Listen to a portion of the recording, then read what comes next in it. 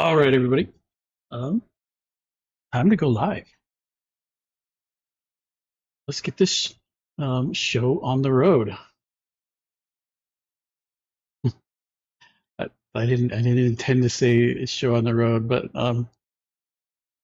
if I end this with a sh sound, I guess I had to do something, right? Um, but welcome to the stream tonight, you guys. Um, I spent a little bit of time before the stream running through the NX upgrade again. We've got some TypeScript upgrades that we'll do at the end. But I don't want to keep going through the same stuff that you guys have seen over and over again, and that's why I did the NX upgrade before. We've already done it twice um, in this particular application on stream in the past few days. Um, so I'm not going to put you through that. I do want to go through all of the ones here in red, the major upgrades, um, so that we can get them all figured out. And then once we've got them figured out, I want to get the unit tests working. There is. Oh, and I haven't started my browser. So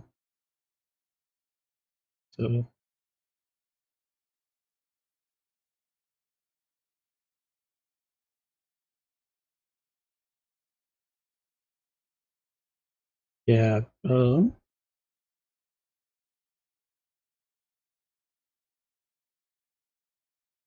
Let me see if I can find it.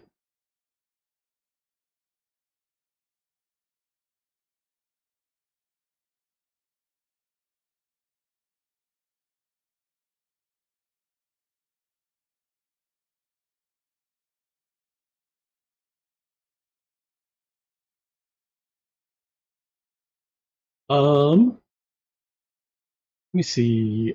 I am looking for this one. This is the one I'm looking for. Sorry, I got distracted. But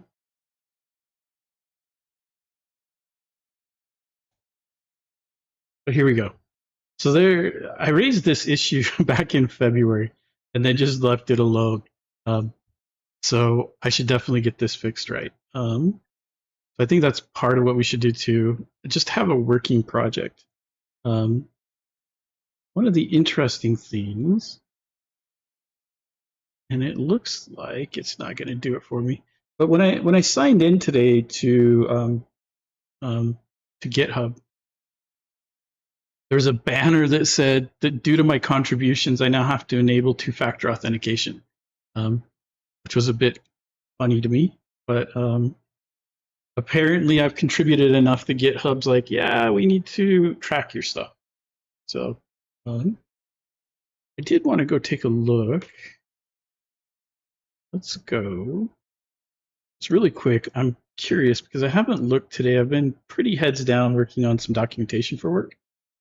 But let's go take a look. I want to take a look at the log observable library. Because we did mark a release. And I'm curious. Let's go take a look at. I was. I wish they would keep it consistent. Control Tab in a browser, Control P in code editors, but whatever, right? npm.js. Just curious about. I noticed yesterday that when we were looking at this stuff, that this package, yeah, is starting to see. Starting to see some traffic, which is kind of crazy. I honestly didn't expect to see hardly any traffic. So there are people out there that are testing it out, and so I'm looking forward to feedback and just seeing how it goes.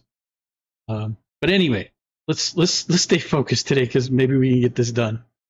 So the first thing is spectator needs to be upgraded.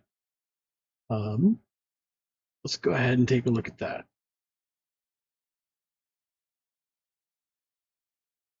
Just making sure I'm catching anybody's comments who might be commenting. I want to make sure I'm watching chat. So Looks like we're okay.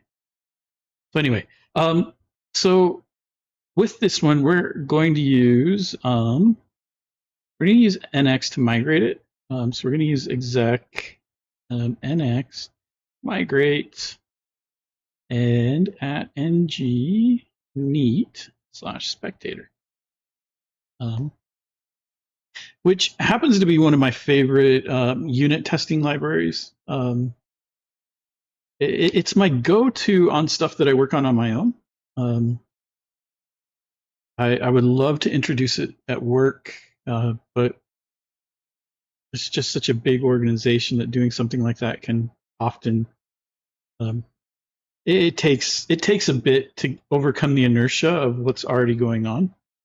And so there were no migrations with this upgrade. So we'll go ahead and continue this. And then we're going to run our unit tests. And if our unit tests work, then we will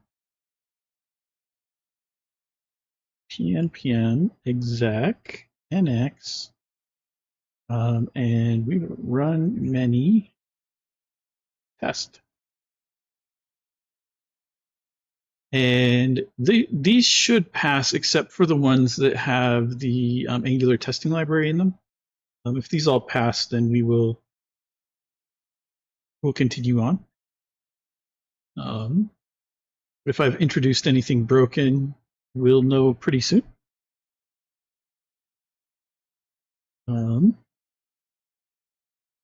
Yeah, been fairly busy at work.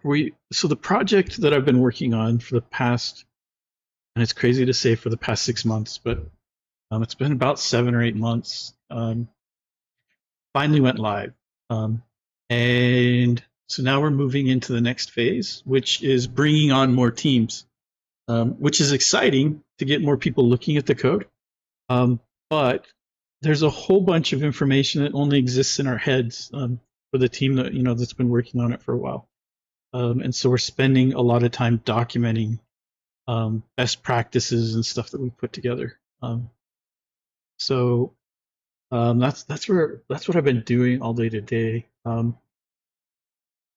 did promise my wife that I would help mow the lawn tonight, so I've got to end on time so that I can get the lawn mowed before it gets dark outside. But that should give us enough time to get stuff done.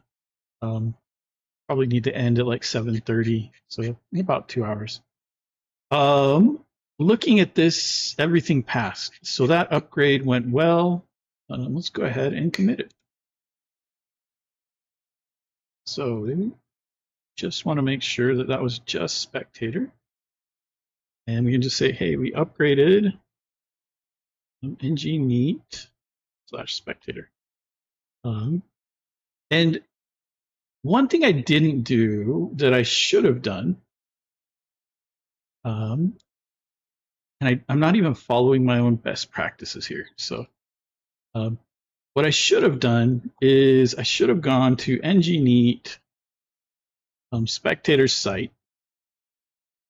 And what I'm looking for is the change log, because we did jump a whole version. So right here, notice in 18, they introduced a breaking change. And so using Angular types is not available in versions lower than 17.3. So that doesn't affect us because we're on version 18 of Angular, which is good. And then anything else I see here, it looks like that was the only breaking change. But I should have checked that out before we came here so that we were prepared for it. So if we go ahead and we run our check for upgrades again, and I love this tool, it does a lot. We're going to skip over Storybook for now because I want to get the unit testing done. So I want to do testing library next. We won't be doing ESLint for various reasons that I've explained before, but it basically comes down to the people who do TypeScript ESLint said that as soon as ESLint gives us a migration path, they'll build it into theirs, and I won't have to worry about the 8 to 9 migration. They'll take care of it for me. So that's we're going to wait to do 9 until TypeScript goes to 9. TypeScript ESLint goes to 9, and when that happens, we'll get it for free. But we will be upgrading like these plugins. We will be upgrading Storybook, maybe. I haven't even run Storybook, so we'll see if we can even upgrade that. But testing library Angular and testing library DOM are the next two. So let's go take a look at testing library Angular. So we're going to go and look at testing library Angular. And so it's just called the Angular testing library. And so inside of here,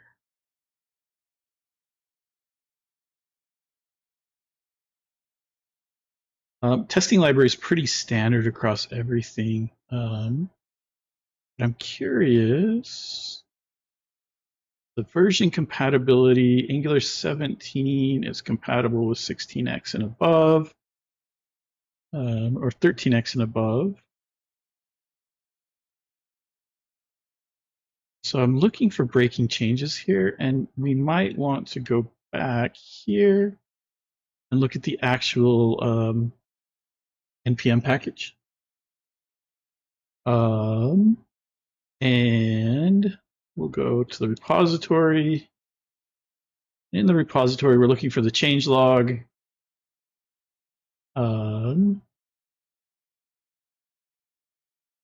So they're using semantic release on the release page.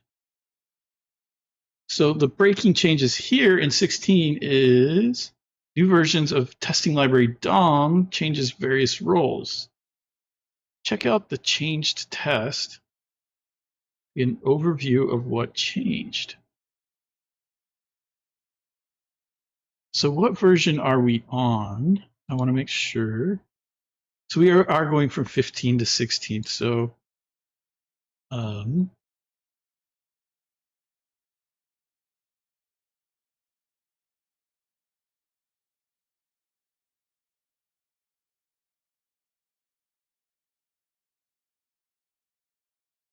this all looks like changes in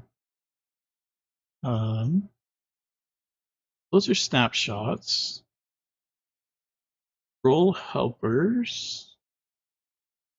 We aren't using roles in any of our tests, but we'll see if any of this causes issues for us. I don't see anything there that specifically would cause issues for it, but it's possible it will. So let's go ahead. I'm curious if I do nx migrate, and I want to do at testing dash library / Angular. And so I'm curious if testing library Angular has stuff in it that will also grab the testing library DOM as we're doing that upgrade. And once this one's done,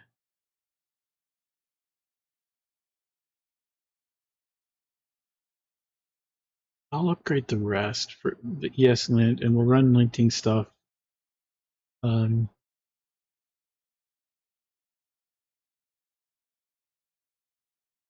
Yeah, I'll go ahead and upgrade those, and then we're going to remove Zone.js from our project.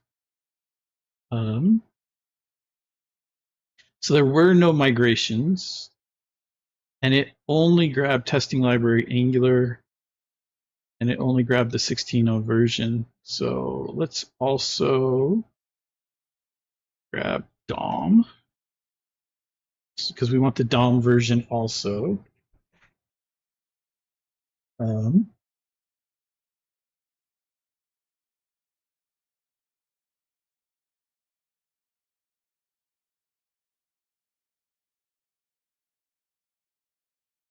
Okay, so now that we've done that, we can go take a look at our package.json, and we can see that those two libraries are the ones we wanted to upgrade. They're upgraded.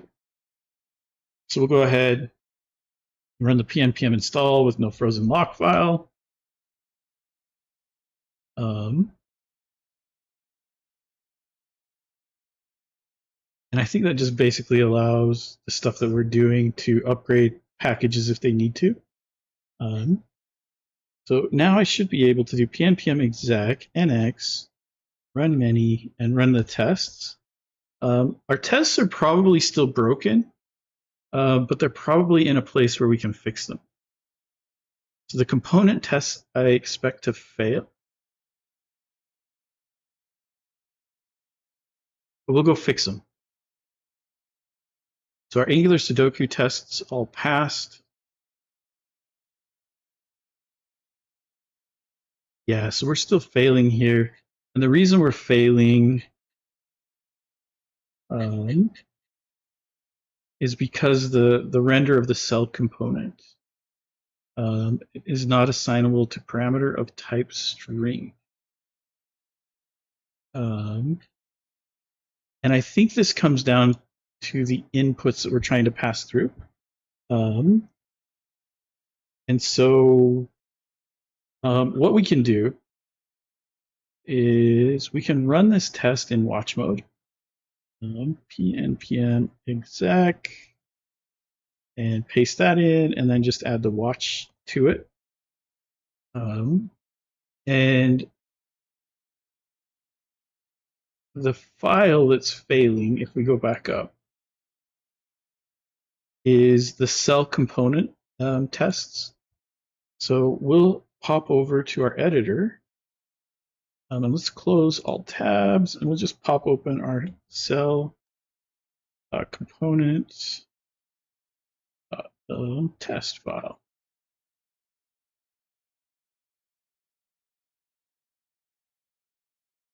This one. So inside of here, the render function right here is one of our issues. So the problem is the component properties. We can't pass these in. And the reason, the following error, type of cell component. So it's trying to use an overload that it can't use, where we give it a template and some render options.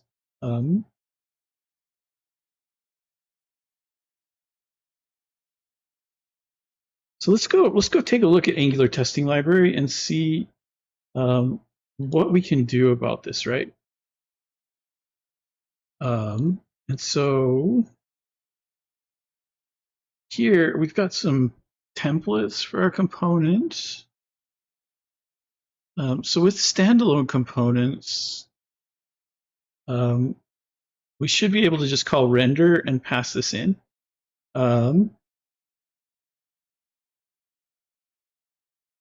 Component imports property.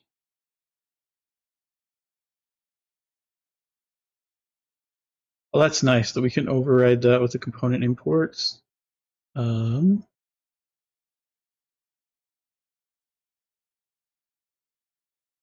I'm curious, if we go look at their examples, do they have signal? Yep, right here, signal inputs component with tests. So let's see how there works with signal inputs.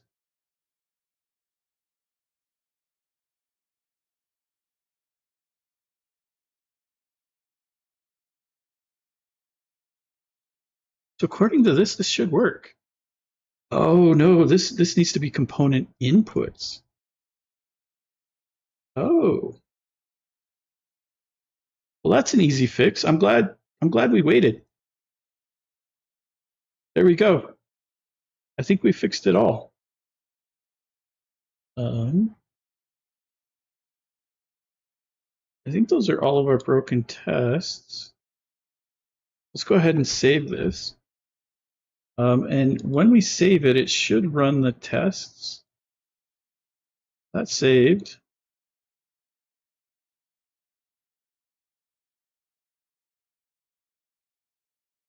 There we go. It picked it up.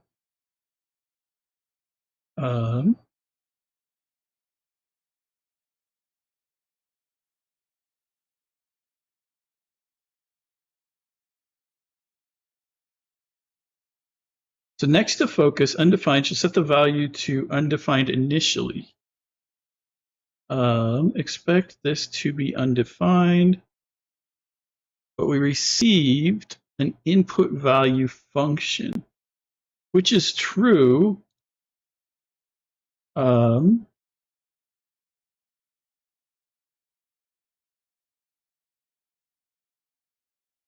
it is a signal. My test is a little too granular. I will say that. We shouldn't be testing this. Should set the value to undefined initially. If we hover here on our component, this is a signal, and that's why it's getting a function. But the value should be undefined. And this should also be undefined.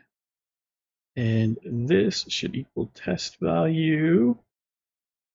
And this should equal test value. I think that's all of them. That should solve that issue, I hope. So as soon as that saves,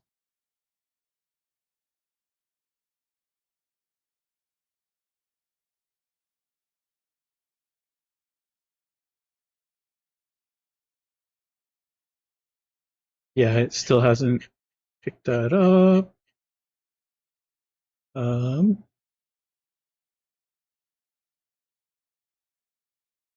But received 22 assertions. So everything else is passing. So we can see everything else is passing after those fixes. But the handle events, I said there should be 24, but it's only doing 22. So the question is, why?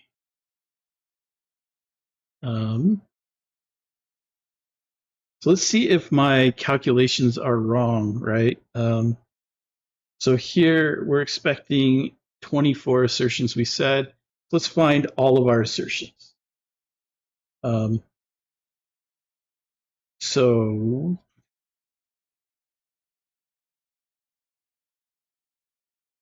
get by test ID. So we're entering these values in, and then we've got two expectations here, right? So we've got an expectation that this is called, and then an expectation that it's called with a certain value. And we're entering the numbers 1 through 9, so we expect 18 here. And then we've got 4 here. 1, 2, 3, 4. Oh, I did my math wrong. That's my problem. 18 plus 4 is 22, not 24. So it should be 22. I completely did my math wrong yesterday. And this was part of the linting error fixes that we put in yesterday. The linter said that when we're using async functions like this, that we should say, hey, we expect a certain number of assertions to happen. And so to clean up that error, we went through and added the number of assertions that we expected on our tests that are async. And you guys may have encountered, I know I've encountered this myself multiple times in the past, where async tests appear to be passing, and everything goes fine, and then we have an error in production. We go and we run the tests, and the tests are all failing. But then we run all of the tests at once, and they all pass, and we're like, what's going on?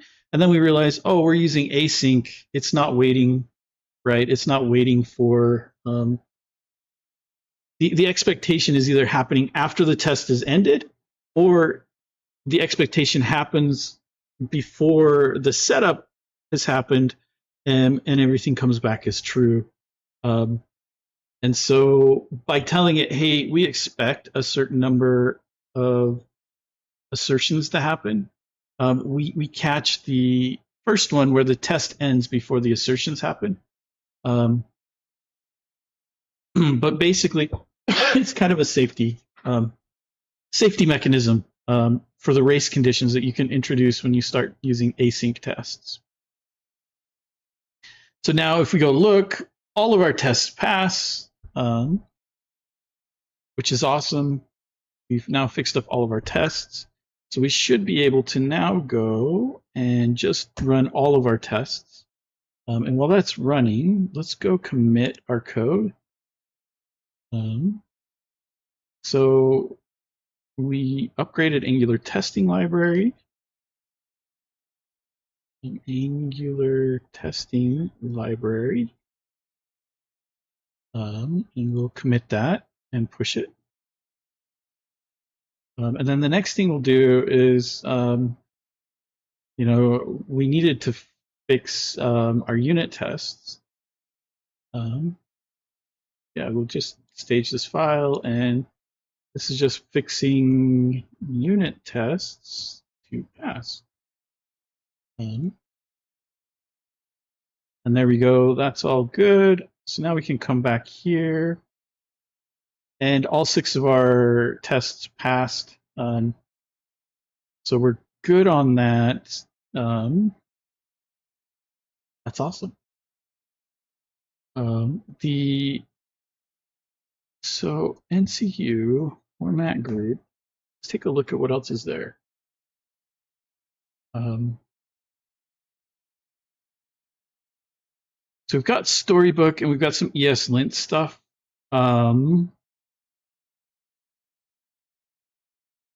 Let's do the ESLint stuff first, and then we'll come back to the Storybook stuff. And to do the ESLint stuff, I'm going to do it with NCU in interactive mode. And we're just going to grab all of the ESLint stuff. So those ones are selected by default because they're both minors. We're going to grab this, and we're going to grab that. I'm not going to upgrade Zone because Zone.js will only be used in tests anymore. And so I don't care as much if it's upgraded or not. So that's what we're going to upgrade. And we're going to let this run, and then we'll check out our linter once that's done.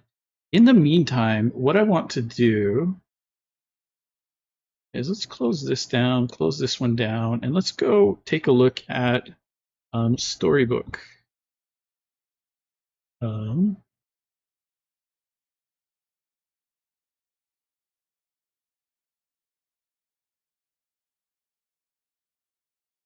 It jumped to that to the tab that I already had open. So let's go look at Storybook.js.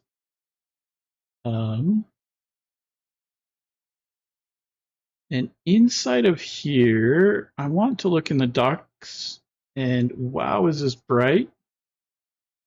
It doesn't look like I can change it to dark mode. But let's take a look at the change log.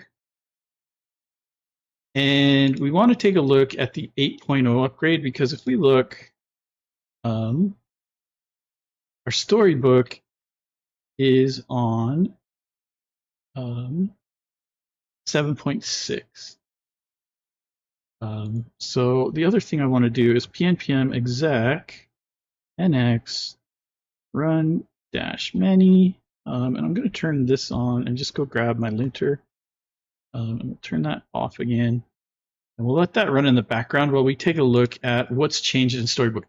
So this is the last version we were on. So Storybook 8 introduces a whole bunch of stuff, but I'm looking for breaking changes. Yeah. So we want to take a look at their migration guide, and then we want to look at 8.1. And there are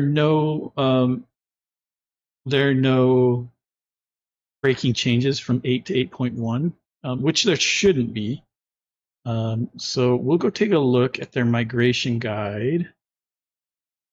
And we want to take a look at Angular. So there's all of this. Major breaking changes. So stories MDX has been removed.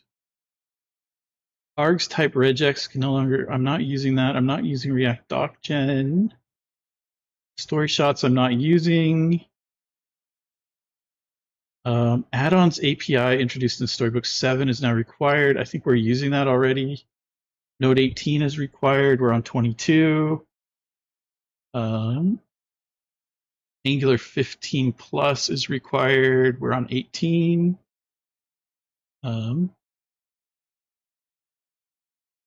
We recommend you continue using Storybook 7.x.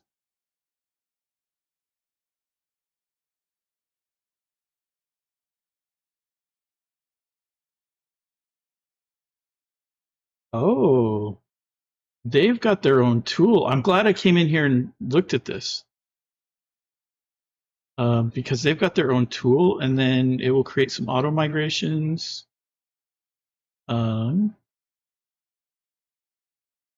Okay.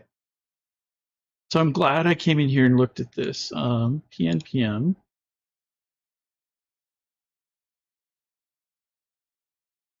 So we will run that for Storybook, assuming that our linting all went through, and it did. So our linting's all good. So we're going to go ahead and commit that. We're just going to say that we upgraded various linters. Go ahead and push that. And then this is why I always recommend that you take a look at breaking changes, because had I not looked, I wouldn't have known about this tool. But now that I know this tool is in place, we can just say, hey, run the upgrade script for me, which is awesome. Huge help.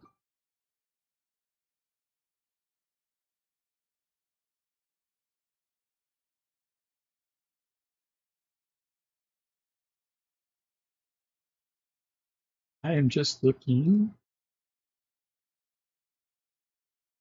at the other stuff. So I'm just looking at like chat and stuff in the other windows. But it looks like it upgraded. It looks like it's doing this all for us. Looks like we're done.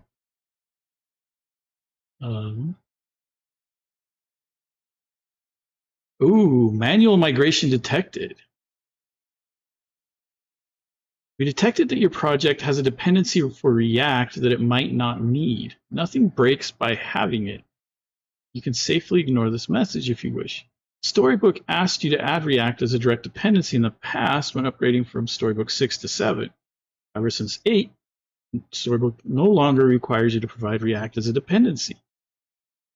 Some community add-ons still wrongfully list React and React DOM is required. It should not be needed in the majority of cases. I'm not using React outside of Storybook, so I actually so it wants me to go remove React and then select continue. That's kind of cool. So actually, I don't even need to do this. I can just pop open package.json here. And that's really cool because it always bugged me having React in my Angular. In my Angular project. So there we go. React is now gone. No more React. That's awesome. Let's just make sure we got rid of it everywhere. So these are all in the PNPM lock files, PNPM lock. So that's going to move a whole. It's going to remove a whole big requirement that we no longer need. So that's awesome. So we're going to continue. Um, Hopefully I selected continue. Doesn't look like I can do anything. Okay, another migration.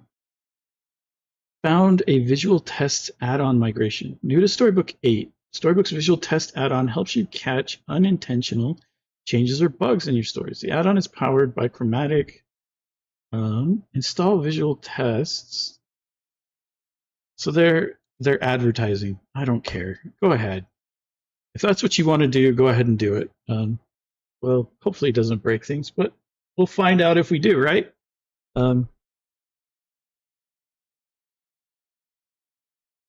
So there's that. And it looks like they're giving us a warning.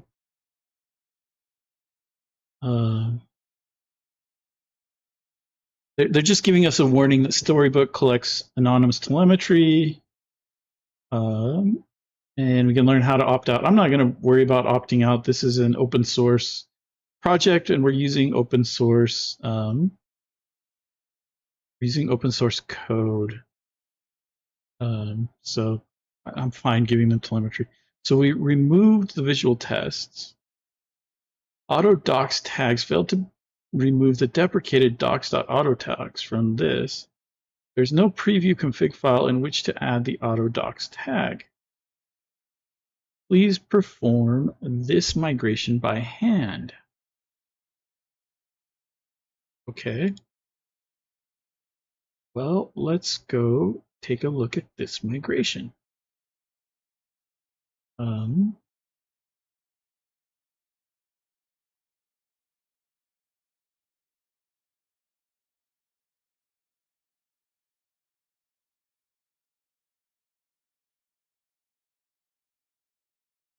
Okay.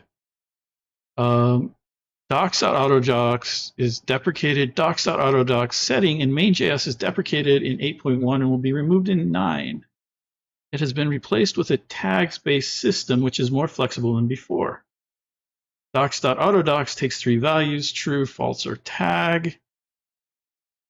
In 8.1, to generate autodocs for every component, docs.autodocs equals true, add the following code to storybookpreview.js.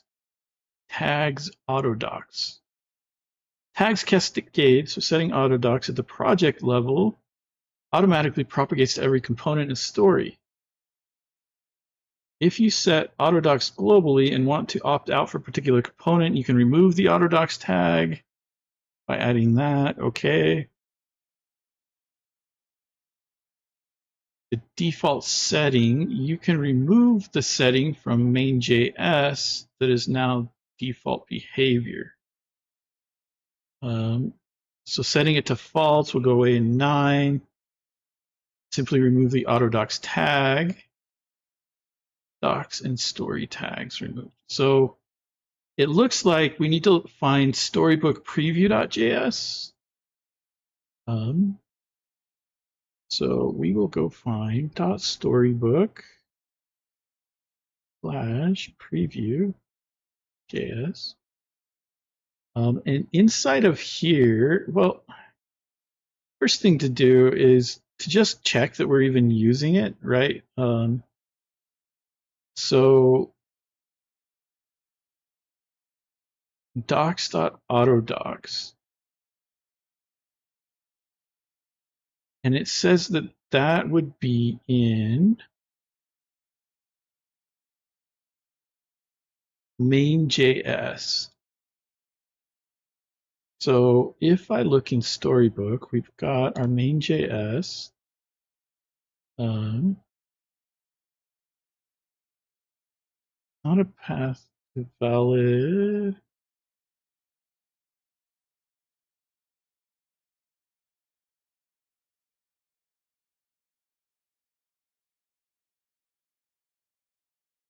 Okay. I'll worry about that later. I don't have that issue here, do I? No. It's just the main.js here is trying to use some stuff. So inside of here, do I have autodocs? I don't.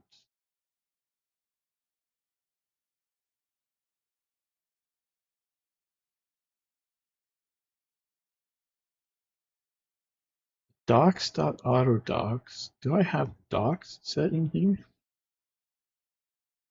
I don't have that either. So maybe that upgrade failed because there was just nothing to do. And we don't want to add anything there.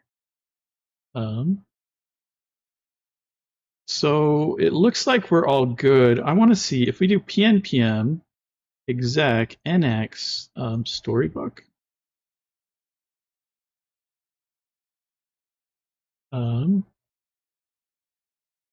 Does our storybook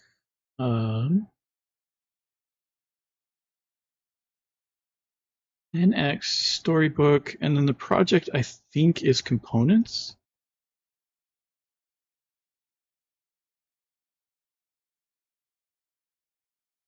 I believe that's our storybook one.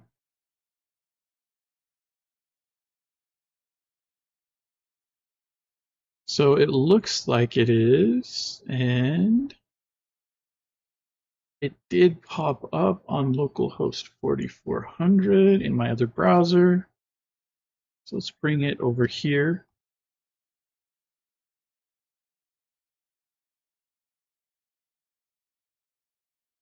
And it's in the middle of rebuilding some stuff. Looks like we've got some problems.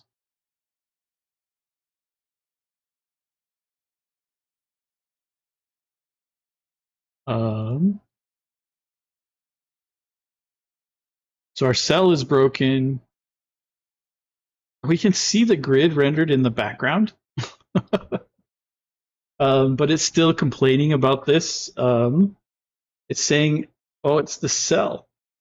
Cells have problems. No, the grid has problems, and the pencil mark stories have problems.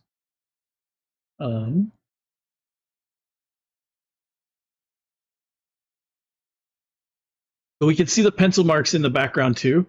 I don't know if it shows up well, but let's go see. So it's saying that Storybook Angular has no exported member story. Did you mean iStory? Well, wait, they didn't tell me that they broke that. Let's go take a look at cell component.stories. Cell.component.stories. And yes, it says that has no exported member story. Did you mean iStory? Maybe I did.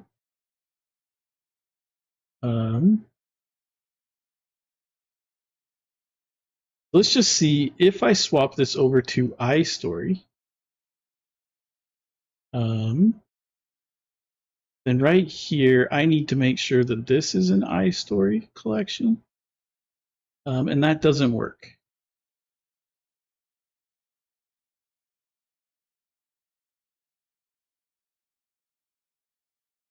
Is not generic.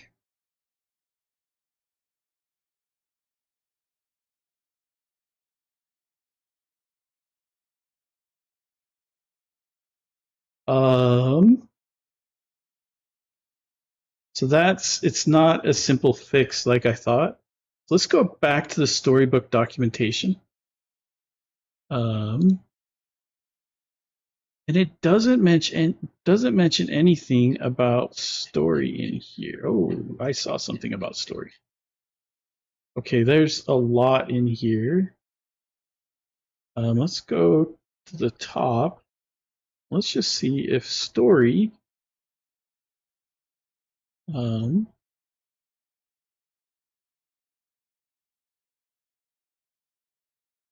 okay, story appears a lot, but we can maybe do better if we do story space. And now we can go, let's go up to the top again. And just click here and we will go, boom, there's story. Dropping support for ID name and story block. We aren't using MDX. Story doc block properties. Maybe. Ignore story files. Story context is prepared. Story block. Story type is deprecated.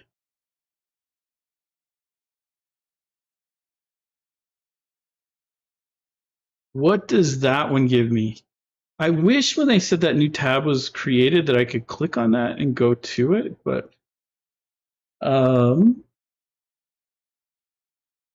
story type deprecated. In 6x, you were able to do this. My story equals this. However, with the introduction of CSF3, the story type has been deprecated in favor of two other types, story function or story object.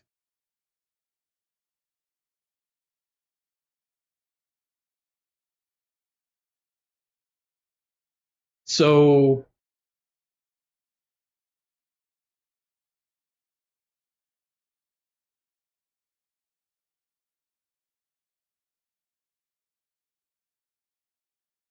story function or story objects. I think we want to change ours over to be story object. So let's take story out of here. And then we will go down to where we're using this and we will just call it a story object. And then we'll need to import the story object. And that doesn't work because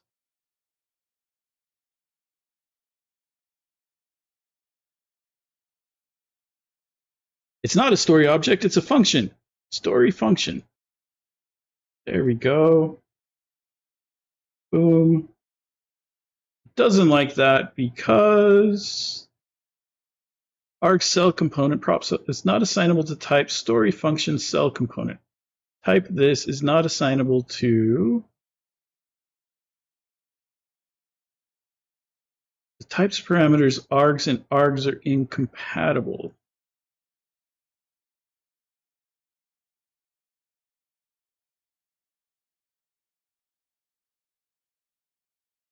Transform signal input type is missing the following properties from cell component.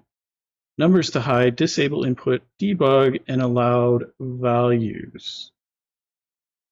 Well, it shouldn't even... let's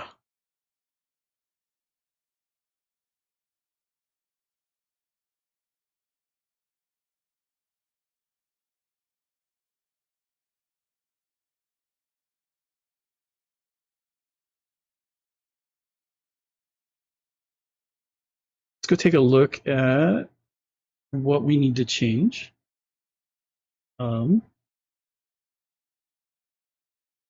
But here, story function, args,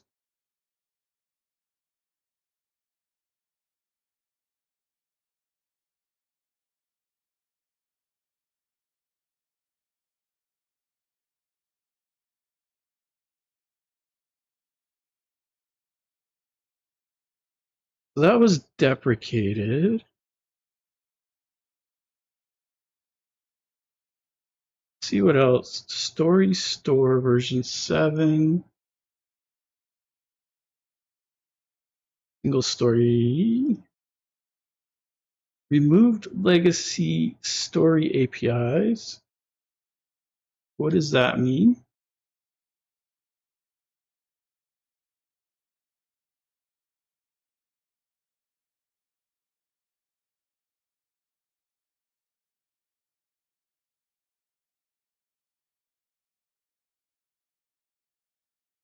Underlying story store. Yeah, we don't need those. Let's go back to Storybook, go to the docs. stories. Do we have this set for Angular?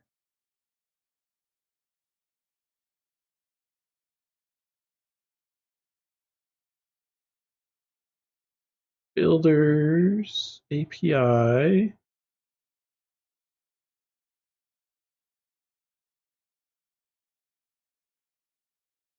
There we go. Here's the stuff down here. We're looking for Angular. So storybook for Angular is here. Oh, it has to be less than 18. Um,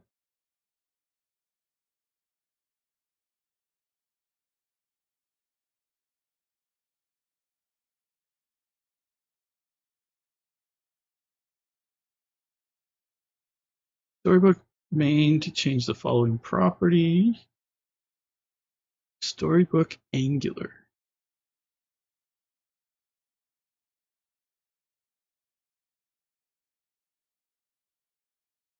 Do we have that in our main.ts? Dot storybook slash main dot. Yes, we do. And autodoc. Oh, look at that. There's my docs.autodocs. We definitely have that.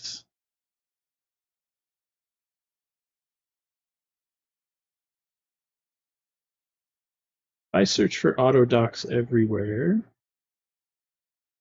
These are just in the logs.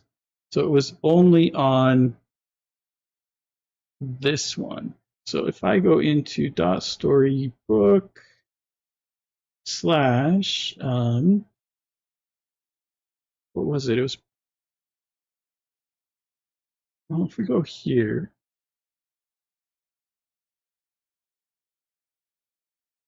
that's in the Angular Sudoku.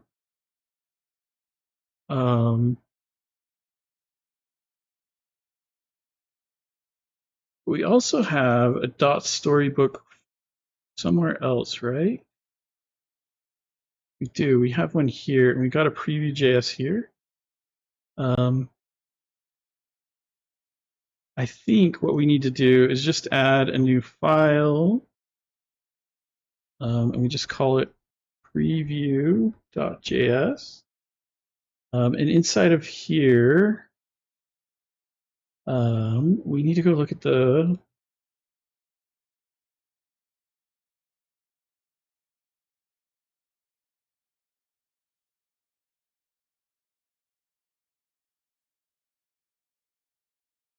search for autodocs in here. Autodocs. Docs.autodocs is deprecated. So we just need to export default with the tags in it, because that's what we were using. So we will add that here. You know what? I'm going to add it here too. But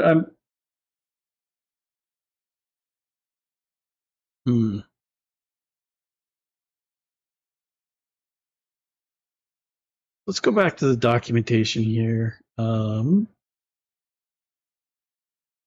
we've got that. We've got all of that. We run Storybook. Automatic setup. We're all good there. How do I migrate an Angular Storybook builder?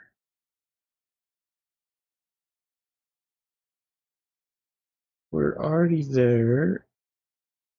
I have multiple projects in my Angular workspace. Options.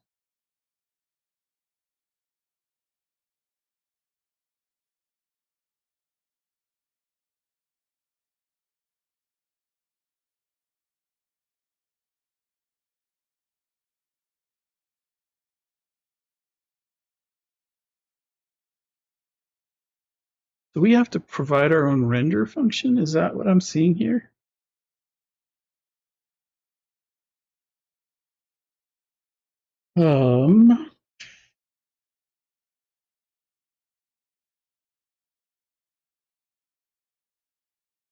writing stories in TypeScript. So we create a story object.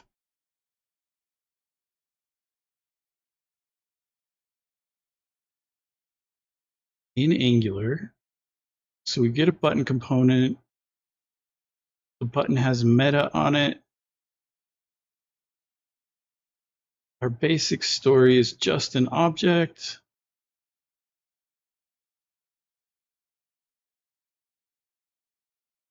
And our primary story is args with a primary true.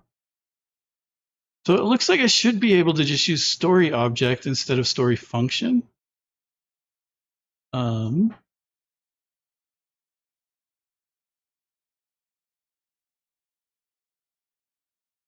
But this is complaining. So arg's primary true.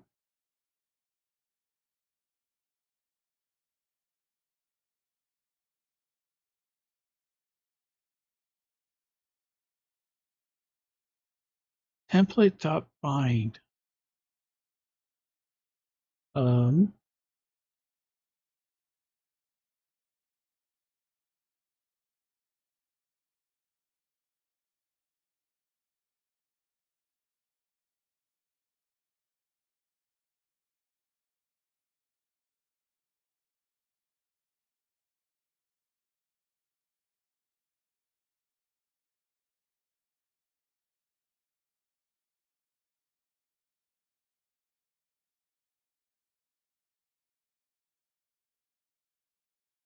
Trying to figure out what template.bind does. And maybe the best way to figure this out is to go back to our storybook migration guide. Inside of here, search for templates.bind or story.bind or just bind. Not found.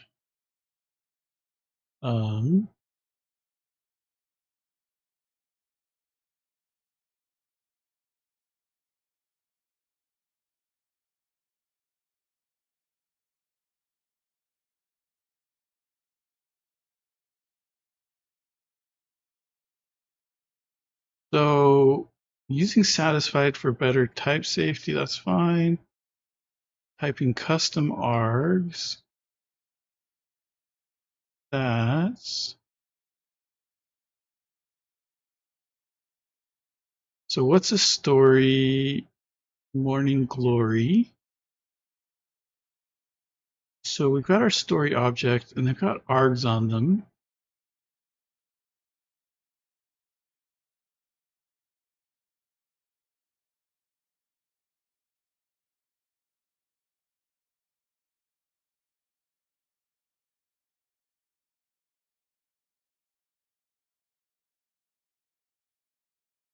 Got args.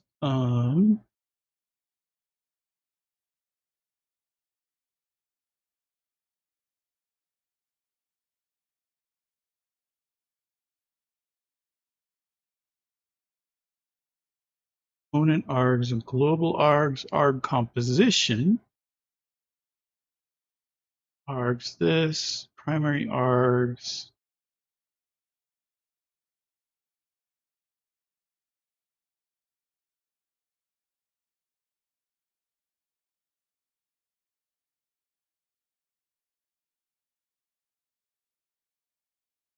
No parameters. I'm not using parameters here, right? So if we look at this template,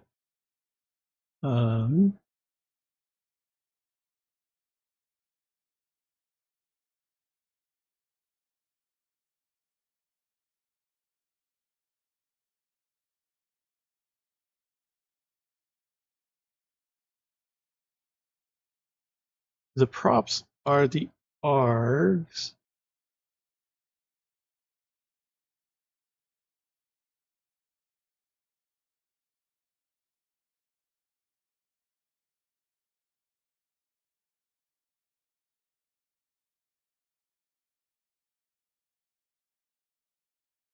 we pass in the args.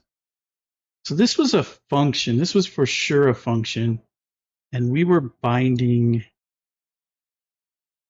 there. But this doesn't match a story function because so we were trying to reuse this function as kind of a factory is what it looks like. We were passing the args in. Where are the args coming? Oh, the args are coming from here. So let's go take a look at the documentation. So args, args object. So we can just set the args here.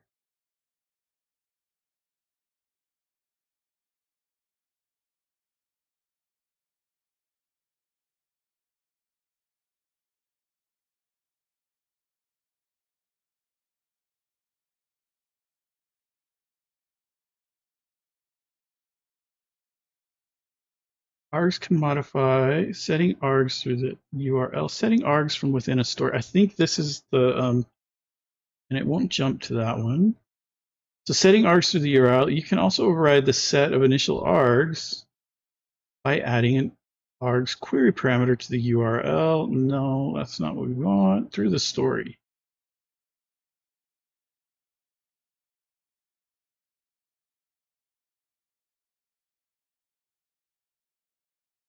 They don't have through the story anymore.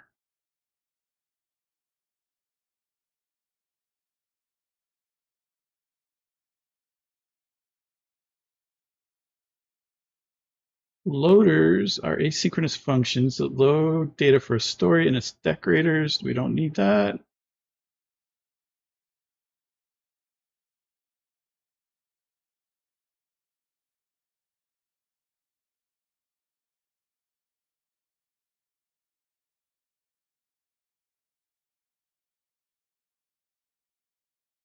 JSON serializable object. So we're exporting default that as our meta.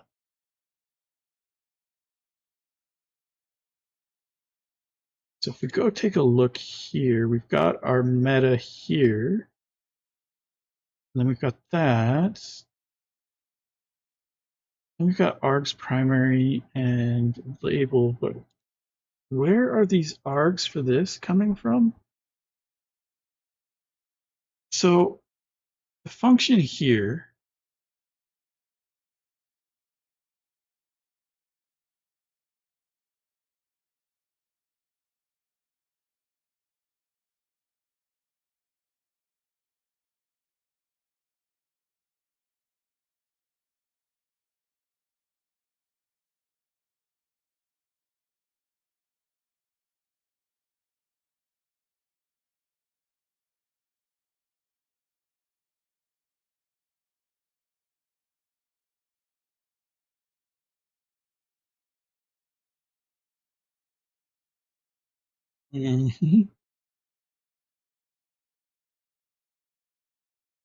upgrading telemetry, integration, story, rendering, running code for every story.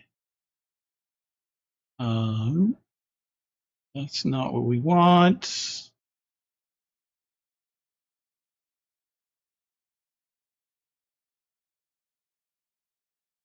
So default export is the components. That's the meta that gives title and components and all of that.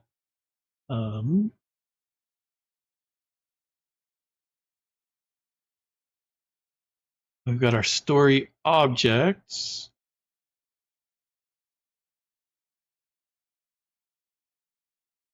Where we pass in properties. Am I using so this primary function here,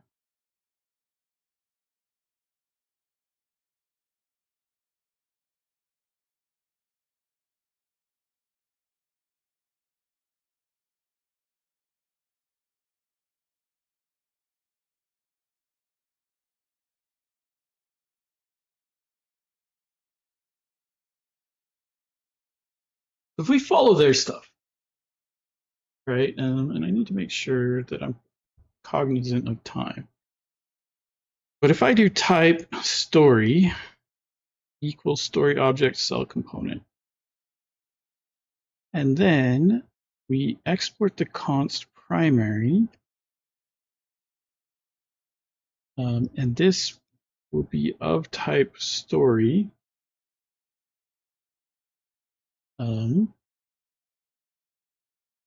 We can get rid of template if, see, where does args come from? That's what, so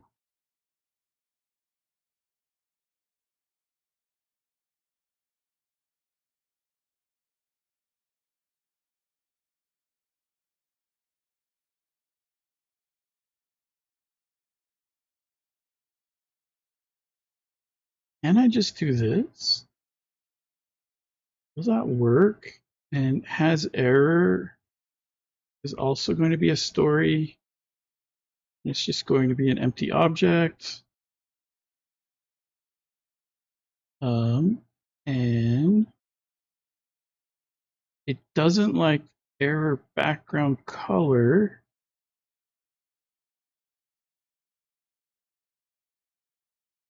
Has error.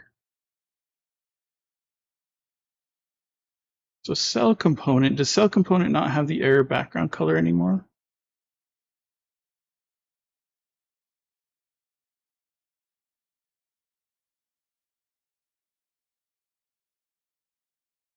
It does not.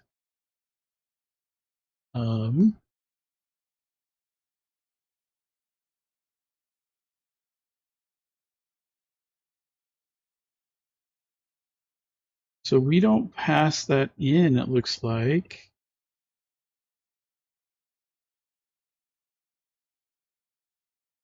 Class is read-only, disabled, focused.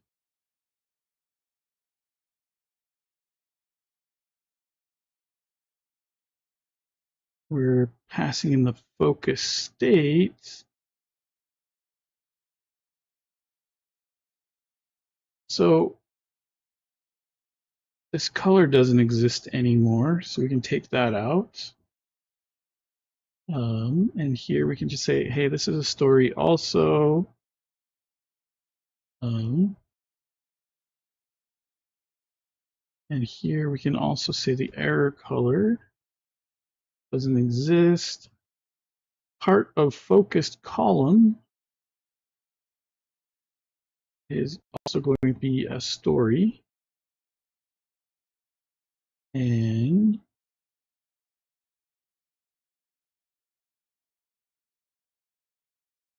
the other thing I think I can do is I no longer need, should be able to just move the args up into here. So if I do args colon and then just grab this, I no longer need to do what I'm doing here because I should be able to just pass them in.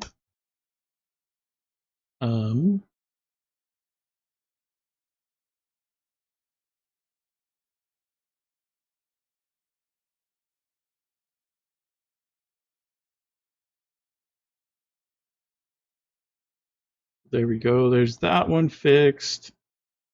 And I think this will also make it easier to maintain in the future instead of trying to remember what that function does and all of that fun stuff. We can just say, hey, the args are just part of the story. And you know what? I can probably just do this and set that to a colon. And then the primary args. Looks like we need to move this stuff up above because we're going to use it. And then we can just grab this, move it into our story, and make that a colon. And boom. I think that clears up our story. It actually makes it easier to understand. Let's go back to our this and yeah, so well, no, that's not true. Cell component and grid component dot stories. Is there a way to refresh? So which one do we fix? This is my cell component.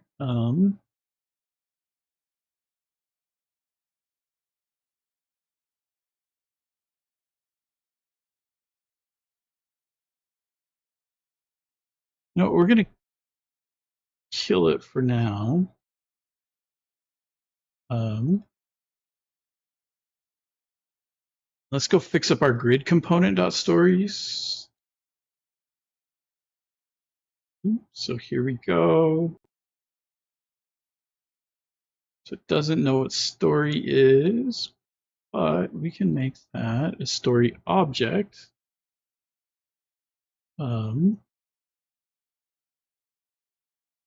Then here we just pass this and it is entirely empty. So we don't even need this. And that actually does clean things up quite a bit if we look at it that way. The template bind and all of that stuff. Oh, so we can call this one primary. And we can export this one. So there we go. Let's just make sure that that was called primary. If I go take a look on grid component stories, yeah, it was called primary.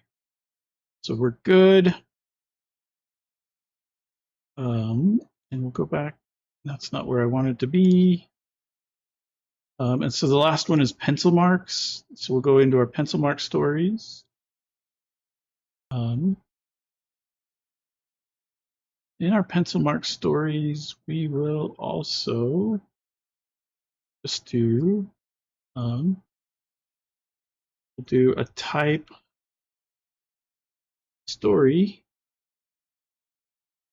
equals story objects, and this will be pencil mark components. Boom. Import this.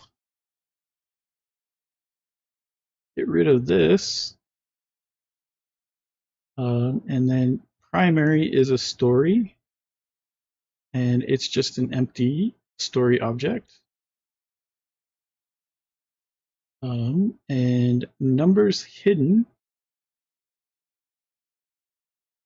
is a story with some args on it.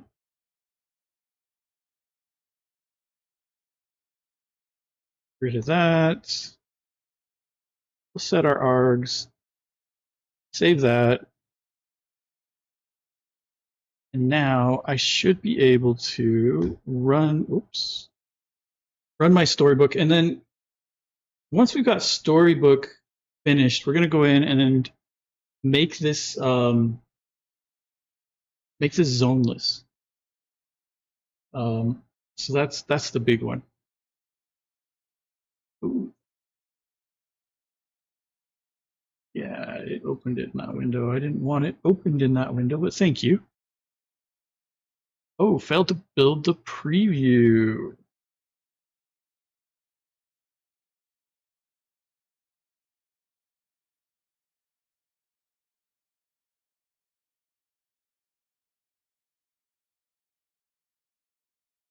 Pencil mark. Why do we still have stories in here?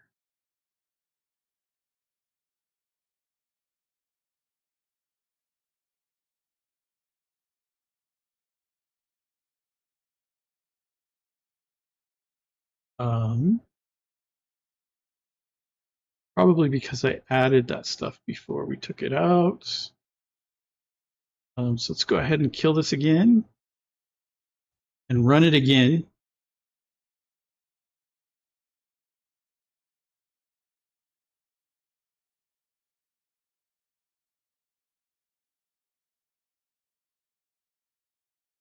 Because now it should have no, yeah.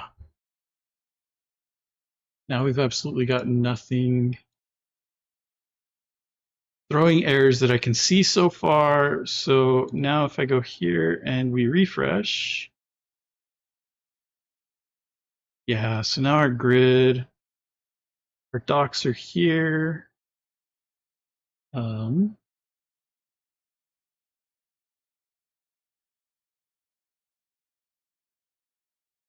I can't change the, so for a primary cell, we get the odd and even, has error, we get the odd and even, part of a focused row, part of a focused column, and a focused cell. Ooh. Is our focus color really that ugly?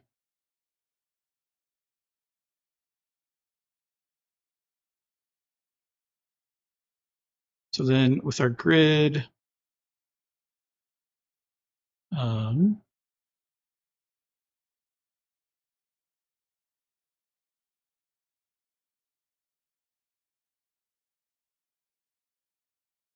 if I do 1 and 1, and our focus colors are not that good.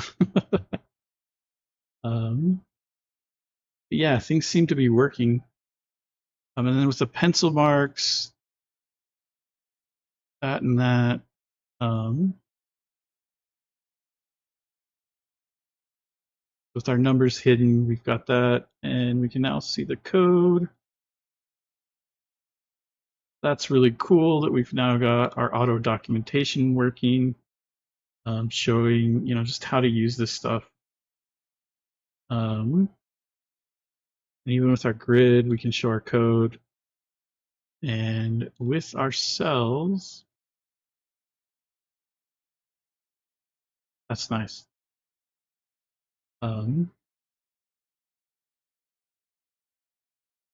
So yeah, we are in a good state. We fixed up our storybook, which is awesome. So we're going to go ahead and kill that and that. There we go.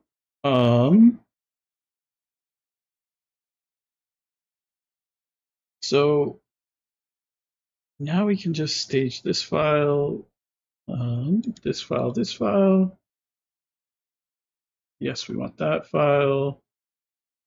At first it seemed confusing, but I think it's because the way the code was written before, this template bind, using a function and then binding to the template and then calling into the template with the properties we wanted to pass as the args, was not an intuitive way to do it. I'm going to add this to the ignore file. Yep, that goes in the ignore file. So we'll stage that, and then we'll stage that and that. And we upgraded Storybook to version 8. There we go. Commit these changes. Push those changes. And now it's time to get into Zoneless. So let's get rid of all of these windows, all these tabs. Got about 45 minutes. I think we can easily do this in 45 minutes. So I don't have anything running.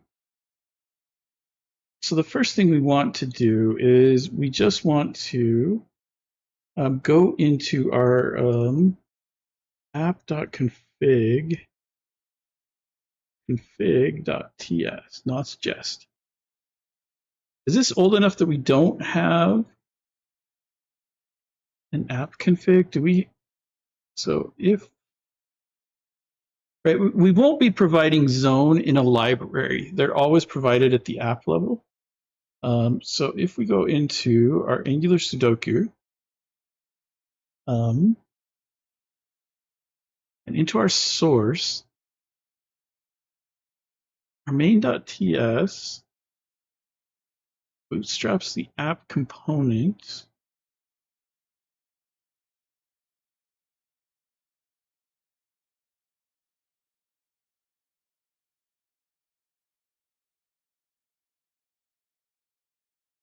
And is it our app component that's providing like all of our providers and stuff?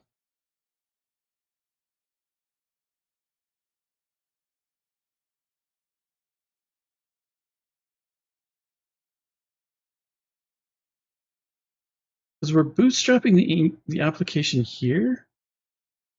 Um,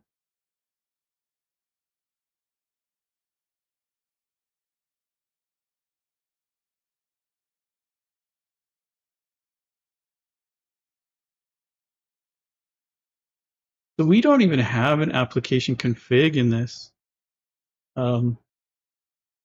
Because what we want to do is add in an app config, and we want our providers. And inside of here, we want to say, hey, provide experimental zoneless change detection. It's crazy to me that we don't have an application level. We wrote this application and didn't use any. That's crazy. So it needs to be of type application config. And typically what happens is it gets added inside of the app because there could be a server config too. And that's why that's basically why it was done. So app.config.ts goes here.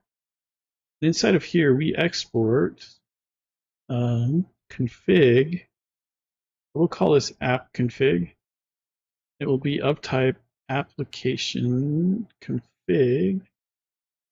Is it just app config? And inside of here, it needs to be a const, right? Export const app config of type application config.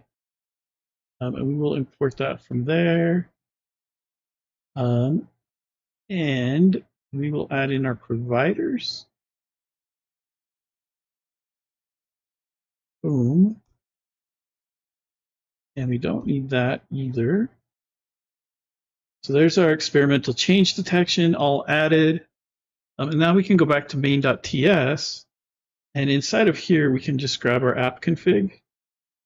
And it's going to grab that from app config. And that should enable the experimental zoneless. Where did my browser go? Why did my browser die? Did I kill my browser? I'm really curious about that. But anyway, so now I should be able to do pnpm exec nx serve, and we can check for the zone. So you can check for zone.js pretty easily. And this was a trick I learned from Deborah Kurata. But here we go. We're serving the application, and we'll test it here in a little bit. But what I want to do, we want to come over here to our console. And it looks like things are going well. So in our console, if we just search for zone with a capital Z, Zone.js is still included. When we properly remove Zone.js, this will be gone. But all I did was enable the ability for that to happen, right? And we did that through the app config. And all we did was provide the experimental zoneless change detection, but we didn't do anything with it. The other thing we have to do is we need to find everywhere that zone.js is mentioned.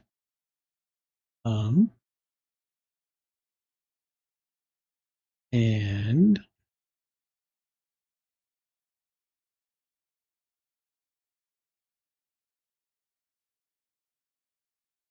for easier debugging in development mode, you can import the following file to ignore zone-related error stack frames, such as zone run, blah, blah, blah. We don't care. We don't want that. So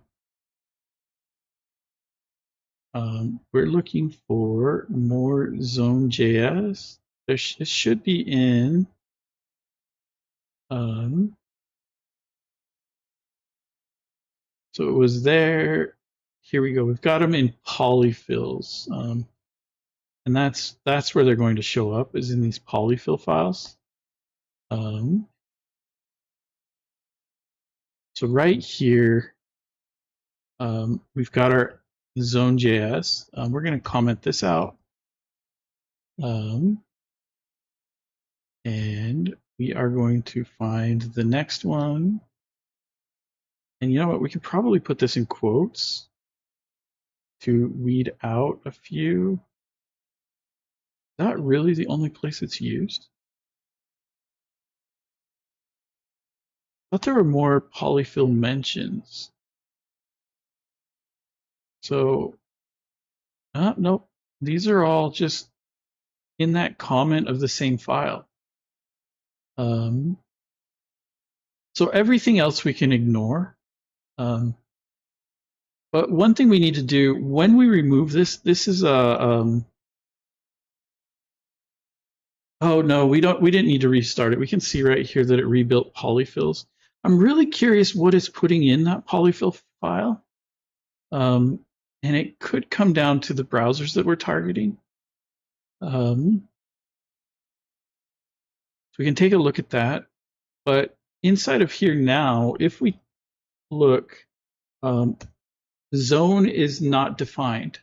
And so if we turn on create puzzle mode and we go 1, 2, 3, 4, 5, 6, 7, 8, 9, and 1, 2, 3, 4, 5, 6, 7, 8. So now we can end create puzzle mode. If we reset, it goes back. The navigation is working. So like 1, 2, 3, 4, 5, 6, 7, 8, 9, 1, 2, 3, 4, 5, 6, 7, 8. And so that gives us 17. I think yesterday we learned that we needed at least 21 or 8. No, it was 21. So if I do 4, 5, 6 here, and we do, I don't know, so I can't do 7 there. Can I do 4? Nope, I can't do 4 there. We can do 2. No. Yeah, we can. 2, 3, and 4 here. And down here we could do 1, 2, 3. And that should be enough to hopefully guarantee a solvable puzzle. Oh, that's interesting. And create puzzle mode. So it's not, that's very interesting. So the start and the end create puzzle mode are broken. So if we reset this, we add a winning grid, it is detecting that we won. So if we add a problem grid, I forget what this one does. So my solver is working. I think this is impossible to solve, if I remember correctly. But if I go undo this, I should be able to go backwards through all of the stuff that we've added. And then redo should go and redo stuff. So we are seeing that that's working. I don't remember what the problem grid does. Because it looks like it solved it. I think it was a grid.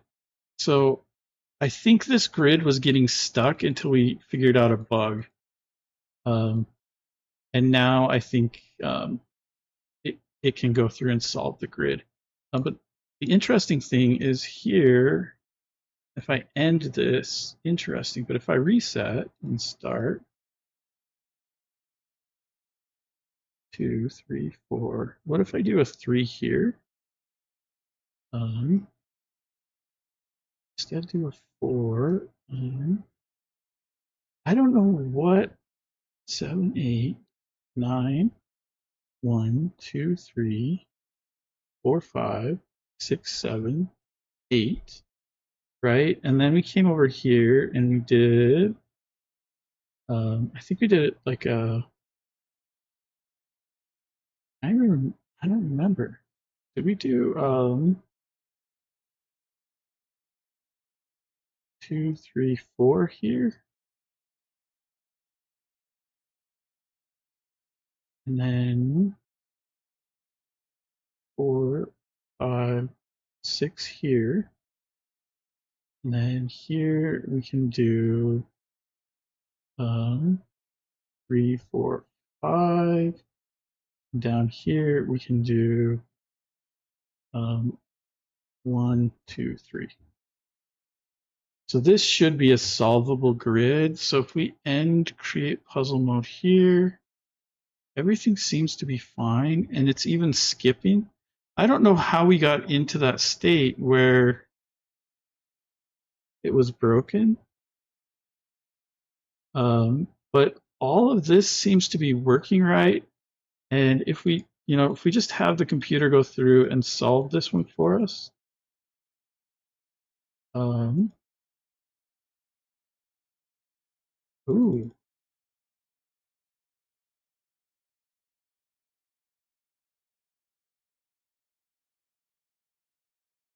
we got an issue going on here. So if I solve,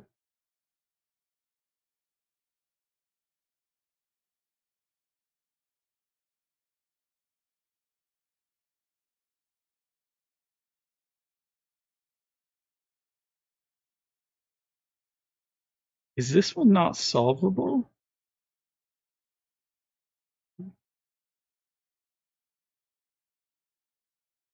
So it finds a 5 there. And then the next one, it can't find.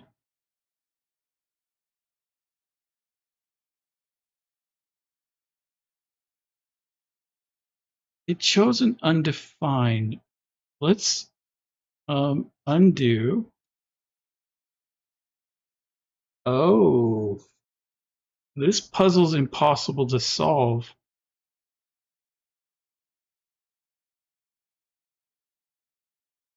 Hmm. Why can this cell only be a 4? That doesn't make sense.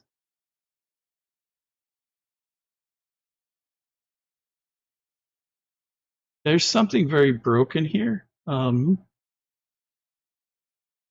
Because we've got 3, 4, 7, and 1 that aren't available.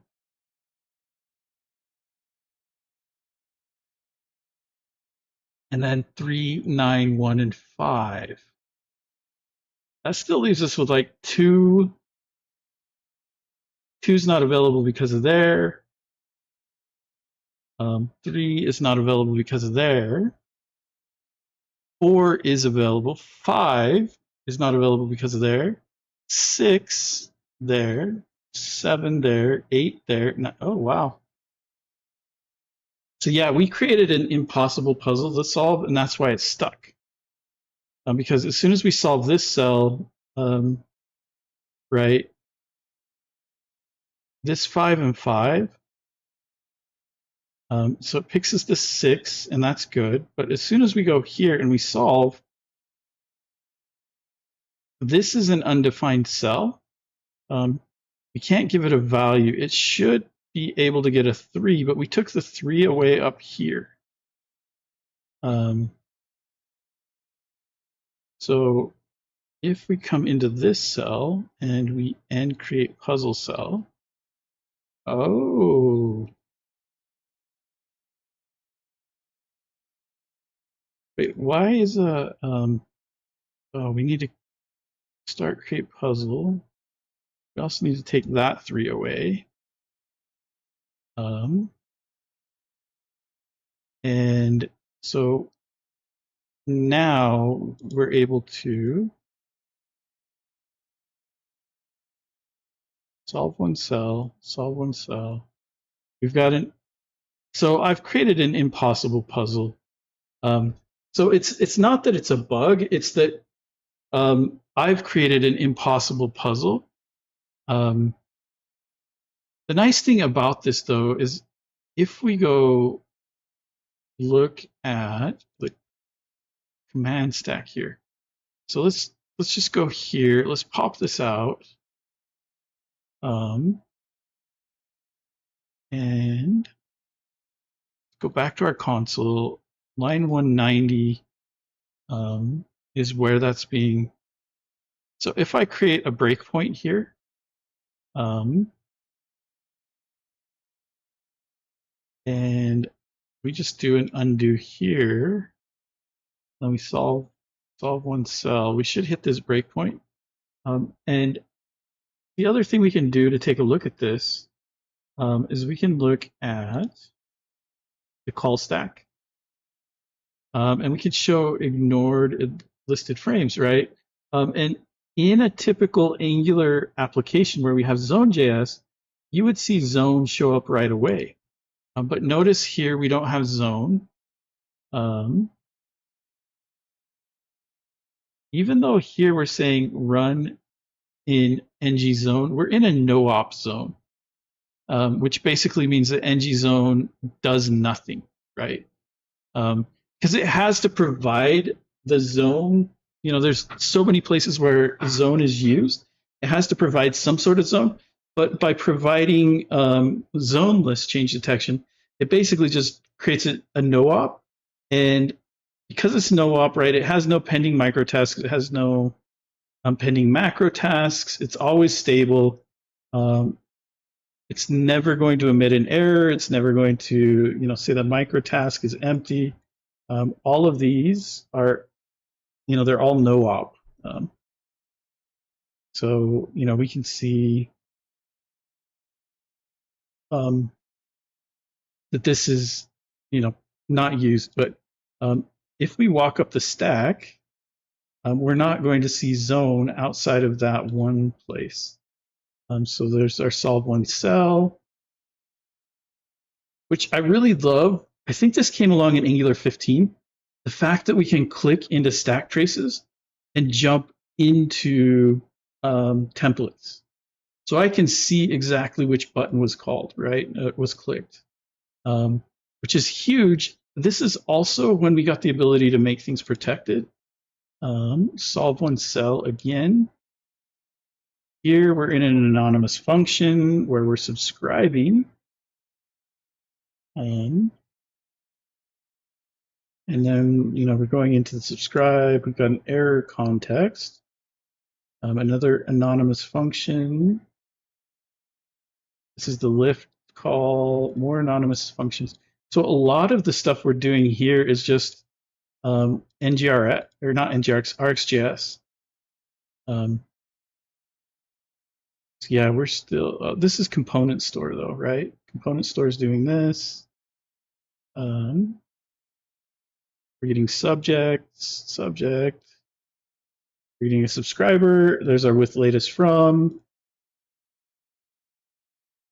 There's a map.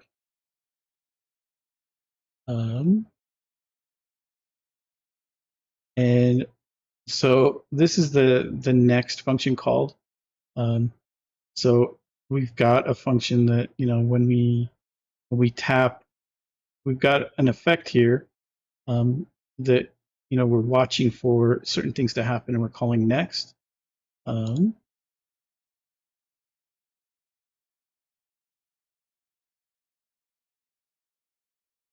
Again, this went a lot smooth. I expected things to break. And the main reason I expected them to break, yeah, update command stack, that's fine. The main reason I expected things to break is I'm using things that aren't signals.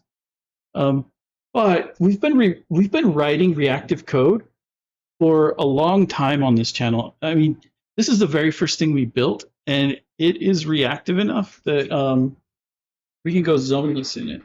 I actually expected some stuff to break. I was hoping some stuff would break. I wanted to show some things that can break. Um, it went way too smoothly.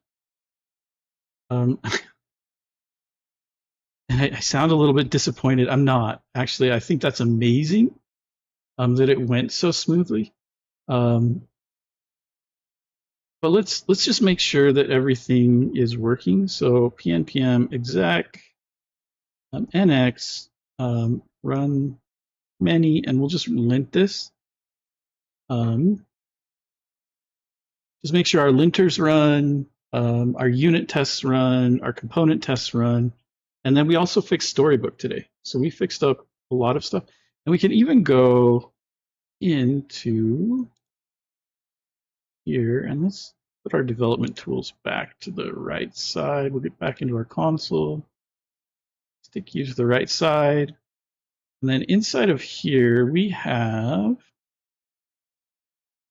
this issue, and we'll close this issue after we merge stuff in. So we can say it was fixed with, you know, that it was fixed with the merge. So our linter ran just fine. Test should run just fine. And then the last thing I want to do is just test a production build. And we can do that with NX also. And the reason I like to do a production build is we've seen various times on this channel where the ng serve doesn't catch issues that happen when we run the actual builder. And this is something that I've started doing recently just with, just in general. I like to run my builds before I push. And the biggest reason for that is, like I said, I've been hit too many times by issues where things run in tests, they run in ng serve, but as soon as we go to build them on the CI/CD pipeline, everything blows up. Now I've got to go in and figure out what's going on, and it's always, I don't want to say it's always more difficult. It's often more difficult to track down a CI/CD pipeline error for whatever reason. So it is taking a while for our component tests to run. I think I remember they take around a minute to run, and I'm not sure why. Yeah, 42 seconds, but we're good. And so the last thing we can do is we can just run a build. And while that build runs, we can go in here and we can just say, hey,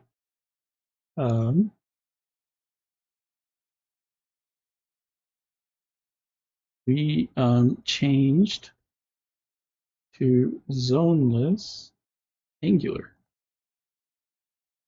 So we are completely zoneless. All of our tests run, all of our component tests run, and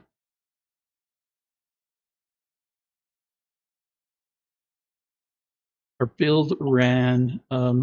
One thing I want to do, let's do that. So we can see that it runs a production build by default. I want to do a stats-json on this. My phone is going a little bit crazy. Oh, it's seeing somebody in my living room. When we were on vacation, we put up some of our cameras in different places, and now now they go off a little bit. So if we go into our dist library, and inside of here we can go into apps, and then we can go into Angular Sudoku, and inside of here we can see that we've got our stats.json. If I do npx, what is it called? I could even do pnpm_dlx, right? pnpm_dlx. And Um, what am I thinking of? So I want the ES build bundle analyzer.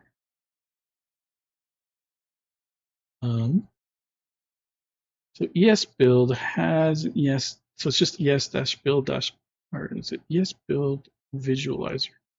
I don't remember which one it is. Bundle size analyzer and visualizer. Um, so with the visualizer, we could try both actually. Um,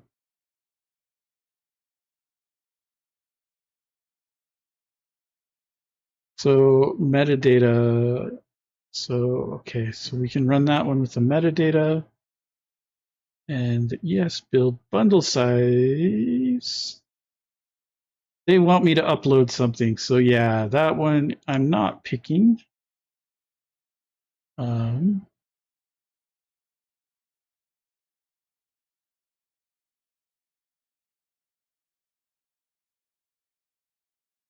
is this one? It looks like the same thing.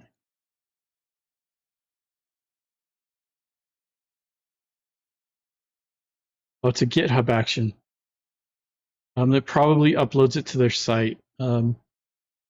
I just, I'm not a big fan of somebody who's like, hey, give me your stuff. Um, bundle size analyzer.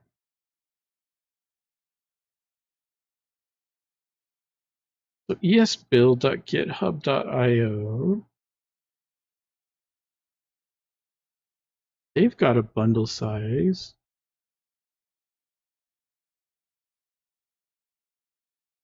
ESBuild. So this is from ESBuild. Huh? Interesting. Um,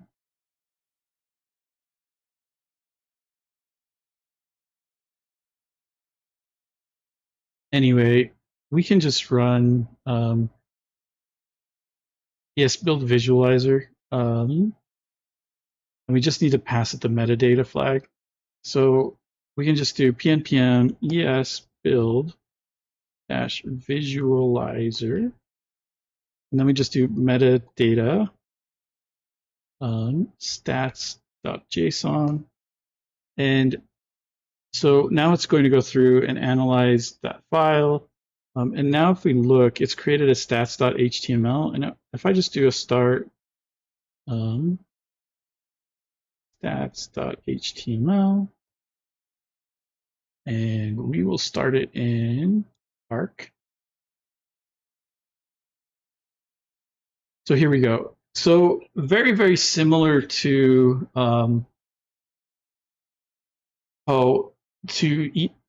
to the Webpack bundle analyzer. It's a little bit less friendly, I find, because you can't really zoom in. There's some stuff here that I don't like. There's also some stuff that I like a lot.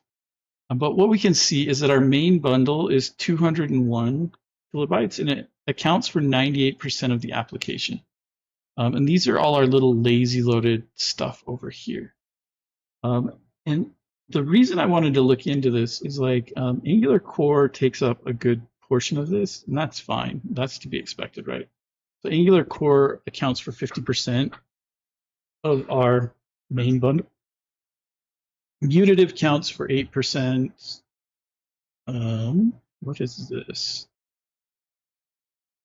This is the Angular forms. And then inside of here, this is RxJS. The various RxJS stuff we're using accounts for 10%. This is the Angular animations. These are the browser animations. This is the NGRX component store, which is remarkably small. It must tree shake down pretty well. And this is tslib. This is the log observable that we added from my stuff. But there is a possibility that we can break this down. right? Because even over here, we've got like the app and we've got, grids and so this is like the solver and we're loading cells and grid component and all of this, right? And if we go, let's go serve this application again.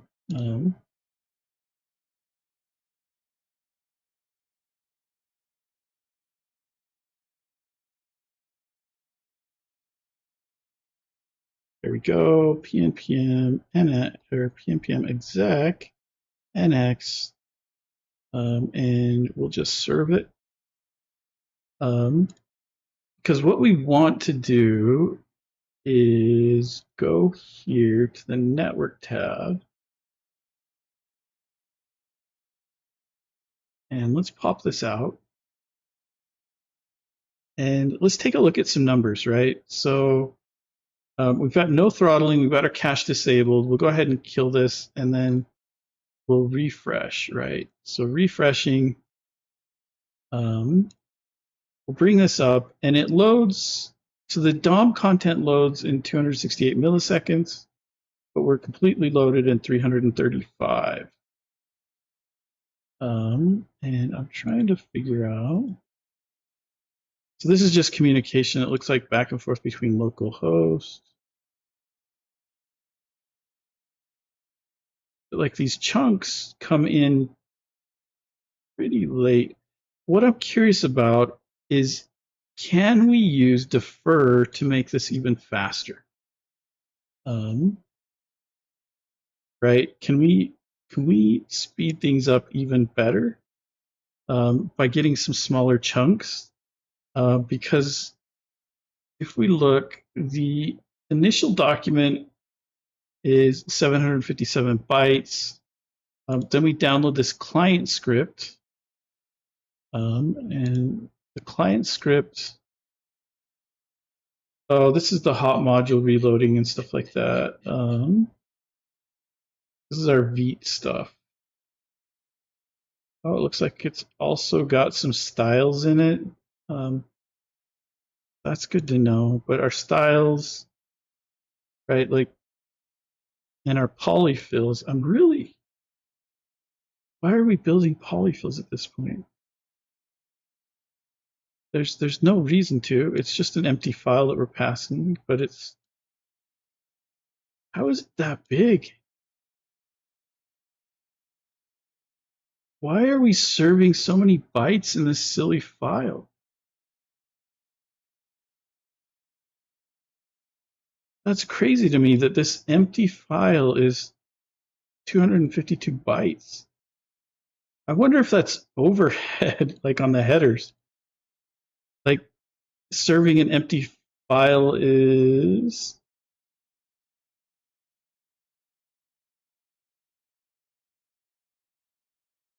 That's exactly what it is. We've got all of these headers.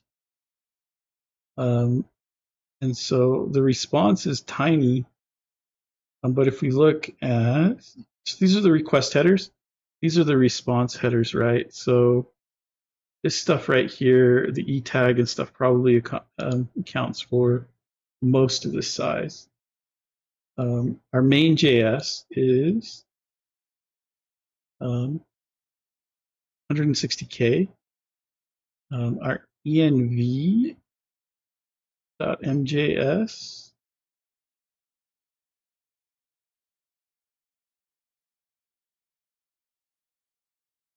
and then we got like the Angular libraries and stuff like that that are coming across. So I'm curious. Let's do some experimentation here, and see if we can get these numbers better.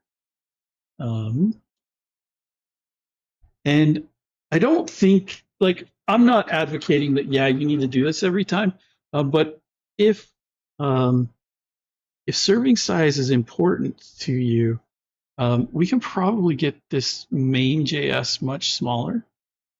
Yeah, the polyfills is 38 bytes.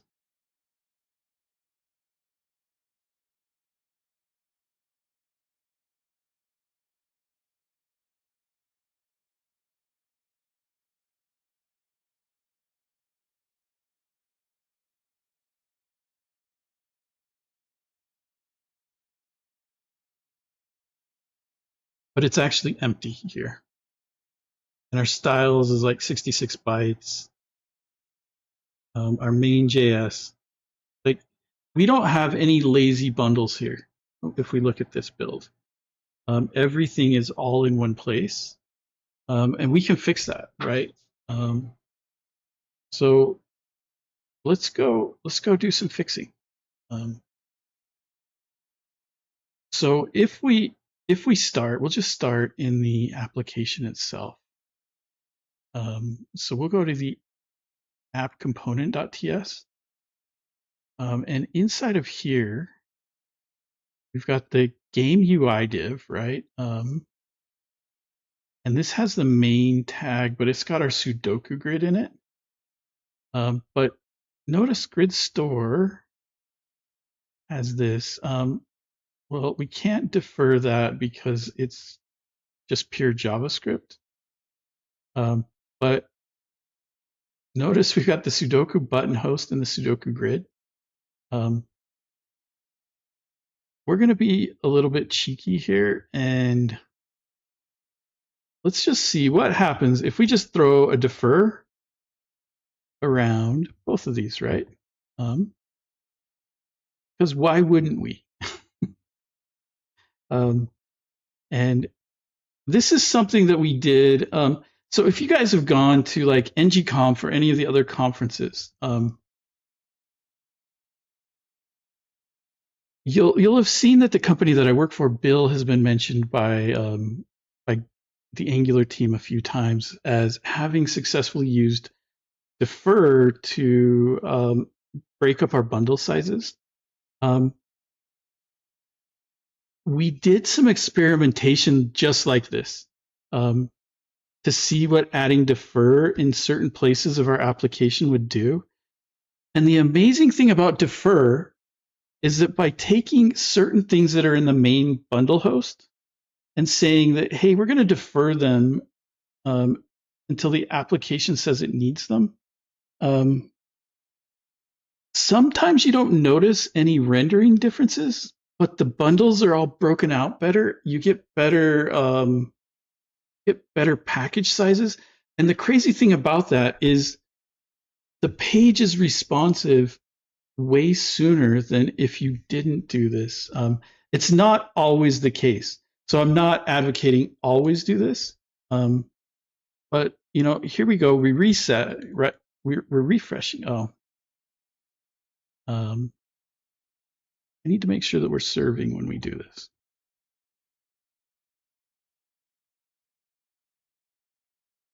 And I guess I could see it right here where we are, right? So we're going to go pnpm exec nx serve, right? So while that's building, so our main bundle is still fairly large. And let's refresh. So it takes a little bit longer for the stuff, right? It pops in, it flashes. But we could do something about that. We could animate this in. But what I was hoping to see, well, actually, we're seeing it immediately. So we're now finished in 400 milliseconds, but the DOM content is completely loaded in 169 milliseconds, and that's 345 milliseconds before the browser is responsive. If we go back and we just take these defers out, right?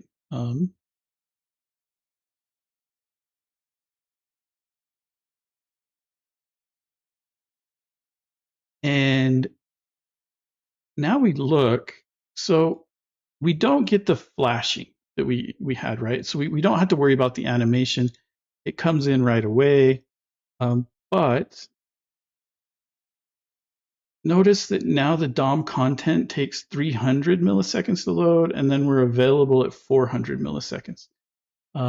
So we're getting almost an immediate win. Like this line moves here instead of clear out here. And then, because this distance seems to be the same. There's obviously something going on here that we don't have control over. But why do we get, the DOM content so much faster than before? And the reason for it is the amount of time that we take parsing, right? By making this deferred. So if we go look again, right, it's still the main chunk. The main chunk actually grew in size by adding that defer. But if we refresh this, we're back to getting the flashing right. But if we look, we're at 200 milliseconds. I guess it's still 400 milliseconds before the DOM is available. But we could probably do some stuff about that, right? So one thing we could probably do is we could say on immediate here. And we could also say on immediate here. And what that's going to do is that's going to ask for the chunk immediately. But we want to encourage the chunks to be built. And they're obviously not being built because of the way the tree shaking is working. So what is causing that, right? So with on immediate, we're still pretty quick here, but it's still taking a while and actually it got worse, right? For the load. And I think we're still within margin of error at this point, right? Maybe not. We're 460, 305, right? So there's obviously something going on here. But it would be nice if we get a whole bunch of chunks here so that this all loads really quick, and then we get a nice waterfall of chunks coming in. So one thing we could do, and again, I'm not totally recommending this, but I'm just curious, can we break up our grid into more chunks? And if we break it up into more chunks, what's the benefit, right? And so these are the kind of experiments that you can run, especially if your application's huge, like massive. I know some of these enterprise level applications are gigantic, right? You serve like a 10 megabyte file. What can we do to break that up? So let's go take a look at this grid. So if we go into the grid, actually, let's start with the grid. Let's start with the button host. The button host component. So in this component, we've got some buttons, all sorts of buttons, but yeah, this one isn't a good candidate for that because we've created these all as buttons. And we can't defer this loading. So there's not a whole lot we can do with this one. However, the grid,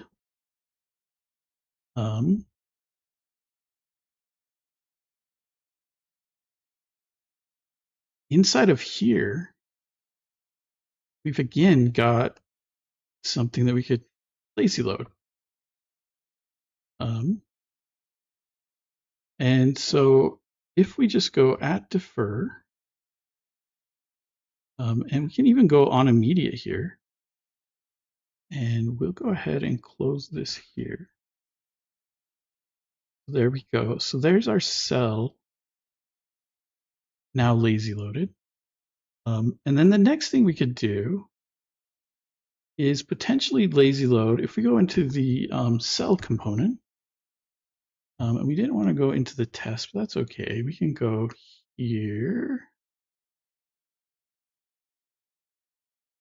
And again, I want to be really, really clear. I'm not advocating that you should be doing this, but notice here that we've got an if statement here.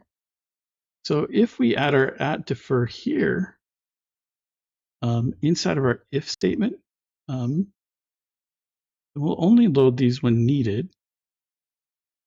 So there's that. And then the other thing we could do is we could turn this into a debug component, but this input. So we've now changed our pencil marks and our cells and everything to be lazy loaded. So notice now we're no longer getting a gigantic main.js. By doing this, we've broken out our pencil mark component into a lazy loaded component and our cell component into a lazy loaded component. Um, and the difference in size here, so if we look at the initial chunk size, right, 61 kilobytes. Now our initial chunk size, we've got 40 kilobytes here, about 20 kilobytes here. And then, so our main has been broken into 4 files, right?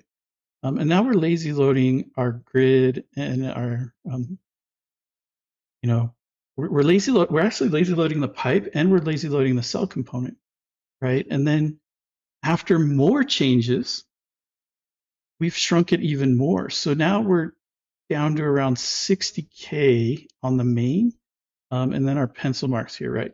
And so with some thought going into where your defers go, we can actually get these things smaller, and smaller bundles often result in, I mean, we're getting kind of a progressive loading here, right? Um, Notice that this one's there immediately, but it's this grid that's taking a little while to render in. So, you know, we're getting a bit of a weird effect, but we could animate this and make it look intentional. But the question is it worth it, right? Well, you guys tell me, right? So without those changes, we were at over 200 milliseconds, right? With the changes in place, now our DOM is completely loaded at 191 milliseconds, and our total load is done in under a quarter of a second. And so if we animate this, and we could do that with, we could add, there's a provider that we can add that will animate that stuff coming in automatically on Angular. It's the view transitions. So we could animate view transitions and it would come in and it would look nice. Actually, we could add that, right? Because we've got our app config. And I think all we need to do is just provide, there's our view transitions with view transitions. That's all we need to do, I think.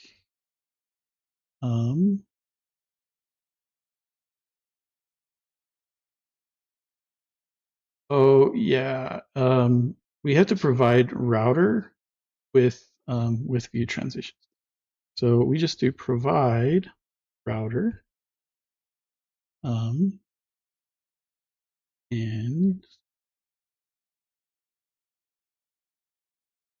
with view transitions. Let's just see. It doesn't like my routes because they need to be an array, not an object. So we've got no routes. We're providing view transition. I'm just curious if this will animate things for us. Not really. So we would need to, it's a little bit smoother. I don't know. I can't really tell. But we could animate this stuff appearing so that they fade in. But we're much faster. Like we're completely loaded before the DOM content loaded before. And that's a big win for us. So that's one thing to be aware of, right? Like I'm not advocating that you go and do this with every application, but I'm also not saying don't do this with every application. I think there's a potential win here, and spending some time experimenting could potentially give you some huge gains down the road. And the other thing, like that we didn't do, is inside of my cell component, my defer is not on immediate, right? So we could just go on immediate here. And that's my pencil marks. In my grid component, we could also, we've already got the on immediate here. So I'm curious, if we do on immediate, what does that do to our times? So let's pop this out. And my wife just headed out to um, go start mowing the lawn. So I'm going to go start helping her. But um, if we look at this, we're still, ooh, that really slowed us down here. Yeah, we lost a lot of our gains by just adding that one on immediate. So I'm curious what happens. And again, these are the experiments, right? And then you can determine if the payoff is worth it, right? And that's that's part of being a computer scientist, right? So if we take out these on immediate, right, so that it waits for the browser to be ready, and let's even go to the app component and take out the on immediate here. We'll leave the on immediate in for the buttons because they pop in immediately for us already, right? So when we refresh, we're getting this progressive fade in. And I do think there is an animation going on here, if I'm honest. And we can look at that. We can hit escape here. And we can go take a look at our animations. Did I move them up here? I did. So let's go ahead and just refresh this and see if it captures any animations for us. And it did. So this view transition is transitioning through. So let's pause this and we'll refresh. And so now we've captured this animation. And now because we're paused, we can play it in and we can see that it's fading in. So we are getting a transition animation here, which means that we could go in and do more with our animations. And we got this for free. Really, you just provide the with view transitions in your router and you get this for free. And then you can go in and do some stuff with view transitions to make this better, right? Like if we slow this way down, and then we play it. Well, can I not play this?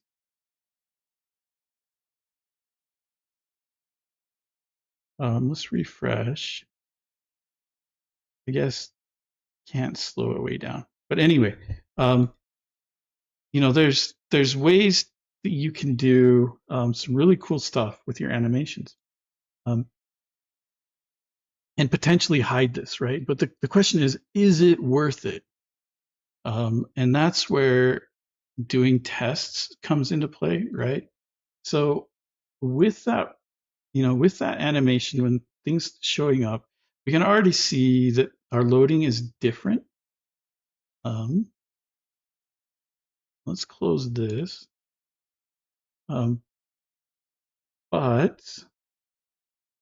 our DOM content is loaded in 224 milliseconds. We're completely loaded in 322. And so there's a potential win there, right? And the question is, on the app component, what if we take out the defer here? And the defer here, do we keep these gains, right? So if we look, we're at 203 and 340-ish. So if we refresh, that's actually not too bad, how fast that popped in. And yeah, we're 250 and 352. And if we go again, again, it looks a little bit smoother, 243, 248. But, we've shortened this distance here and made this, we've made the loading a lot faster. This blue line used to be way out here, right? And so, and these are the kind of experiments that you can do to just, what can we do to make things faster? And defer is an amazing tool for that. Um, yeah, I need to end. I can hear my wife out there. I'm 15 minutes later than when I said I was going to end. But thank you guys for showing up. It was a lot of fun, and we're in a much better state. We'll see you guys Thursday, where we're going to pick up with analog again. Um, I don't remember what we were doing there. It's been a while since I've worked on it. I think we were doing some styling stuff, and then getting into testing. Once the testing's done, I'm going to put the blog down for a bit, and we're gonna pick up something else. I'm not sure what that is yet. I've got an idea for a game, but I don't have it really finalized. But we'll find something fun to do. But yeah, thank you guys for being here. We'll see you Thursday.